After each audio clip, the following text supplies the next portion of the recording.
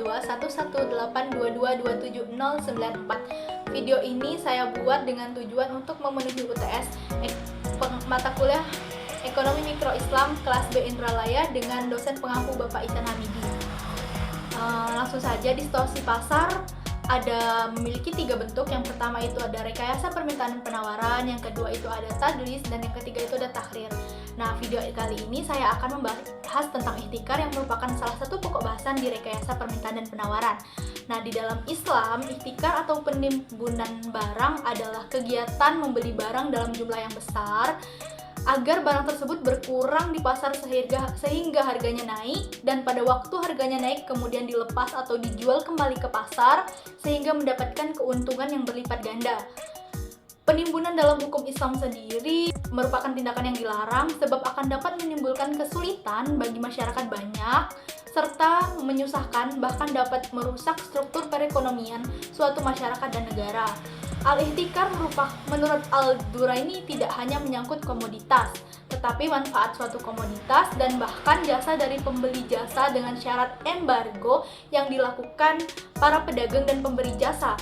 Ini bisa membuat harga pasar tidak stabil, padahal komoditas, manfaat atau jasa tersebut sangat dibutuhkan oleh masyarakat, negara, dan lain sebagainya.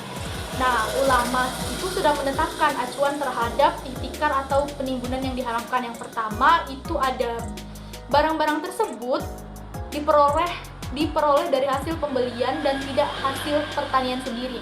Dan yang kedua itu ada barang tersebut merupakan kebutuhan pokok, dan yang terakhir itu ada kegiatan menahan atau membatasi pasokan menimbulkan kesengsaraan masyarakat. Nah, Ibnu Taimiyah memberi batasan pemerintah untuk membuat regulasi agar dapat melakukan intervensi pada situasi dalam menjaga kebutuhan pokok masyarakat banyak.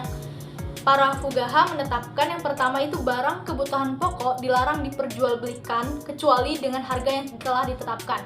Dan yang kedua itu ada pemerintah membatasi hak guna dan hak pakai atas kepemilikan individu, dan yang ketiga itu ada kegiatan transaksi perdagangan antar pedagang berdasarkan harga yang sudah ditentukan, yaitu harga di bawah harga pasar. Nah, dalam konteks syariat sendiri yaitu muamalah, interaksi terutama dalam persoalan kegiatan memiliki batasan dengan prinsip keridoan lahir dan batin yang harus dijaga. Praktik ihtikar merupakan rekayasa dari produsen untuk memperoleh profit yang besar, sementara konsumen memikul kerugian karena produsen telah mengambil profit di atas harga yang seharusnya. Jadi jika pasokan barang sedikit sedangkan permintaan tetap, maka harga jual akan menjadi naik. Ketika harga telah naik, pelaku menjual barang hasil ihtikar dan memperoleh keuntungan berlipat-lipat ganda dari yang semestinya. Nah, contoh studi kasus yang saya ambil itu ada kelangkaan minyak goreng yang terjadi di Indonesia pada akhir tahun 2021 kemarin. Nah, distorsi pasar ekonomi minyak goreng terjadi akibat dari ketidakseimbangan antara demand dan supply. Supply ini dikondisikan lebih kecil dengan cara membatasi stok atau mengurangi pasokan pasar sehingga barang menjadi langka. Akibat dari kelangkaan ini, harga jual jadi mahal. Penimbunan dalam pasar supply terjadi bila seorang produsen mengambil keuntungan di atas harga normal dengan cara mengurangi supply agar produk yang dijualnya naik. Produsen biasanya melakukan dengan mengkondisikan kelangkaan, mengurangi pasokan harga jual lebih tinggi sehingga penjual memperoleh profit yang lebih besar dibandingkan sebelum-sebelumnya. Perubahan harga CPO atau crude palm oil dunia sangat fluktuatif, menyebabkan produsen sawit akan meningkatkan kegiatan ekspornya. CPO sendiri merupakan bahan baku pembuatan minyak goreng atau pembuatan produk turunan lainnya yang berbasis bahan sawit. Akibat peningkatan ekspor, CPO dalam negeri menjadi langka. Nah, untuk mengatasi kelangkaan dan melindungi industri pengolahan sawit dalam negeri, pemerintah mengeluarkan regulasi atau kebijakan membatasi ekspor dan mewajibkan produsen untuk memproduksi minyak goreng kemasan atau yang disebut dengan branded cooking oil dengan alasan yang pertama ada higienitas. Dengan higienitas menjadikan minyak goreng lebih wajar dan pantas dikonsumsi. Selanjutnya itu ada proses produksi dilakukan 2 kali penyalinan, dan yang ketiga itu proses distribusi lebih steril dan menyehatkan serta lebih terjamin kebersihannya. Tujuan pemerintah adalah membatasi atau mengurangi minyak goreng curah. Namun, kebijakan ini tidak berjalan dengan mulus, justru menimbulkan masalah baru, yaitu terjadinya kelangkaan minyak goreng curah. Akibat dari penimbunan atau ihtikar ini, sebagian konsumen jadi beralih ke minyak goreng curah. Nah, untuk mengatasi kelangkaan ini, pemerintah harus siap juga menjaga pasokan harganya.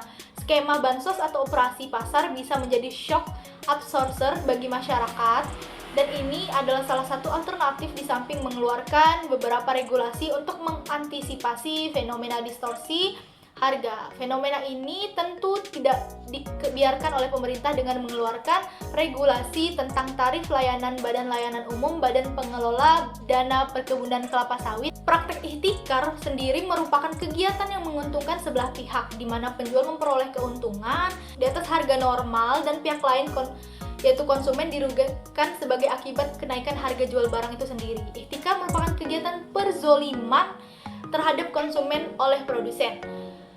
Ihtikar merusak mekanisme pasar yang sudah terbentuk serta merugikan masyarakat luas. Pemerintah sebagai pemegang regulasi dapat melakukan intervensi dalam menjaga stabilitas harga pada posisi harga pasar untuk menghilangkan ihtikar. Nah, ihtikar ini kan menimbulkan mudarat bagi kehidupan masyarakat dan merupakan kegiatan yang tidak bermoral dan tidak manusiawi. Di antara mudarat adalah kesusahan dalam memenuhi kebutuhan pokok akibat naiknya harga. Ihtikar terhadap kebutuhan pokok dilarang dalam Islam dan tidak diragukan lagi bahwa ihtikar itu hukumnya haram dan tidak ada dalil bagi muhtakir untuk membenarkan tindakan itu dengan mengabaikan maslahat. Nah, pemeran pemerintah pada praktek ihtikar ini sangat penting dalam membatasi dan menjaga kegiatan transaksi di pasar agar terciptanya 3 tertib. Yang pertama tertib pasar, yang kedua ada tertib harga, dan yang terakhir itu ada tertib takaran, dengan pengelolaan pasar sebagai tempat yang ideal dan nyaman dalam melakukan kegiatan transaksi dalam pemenuhan kebutuhan.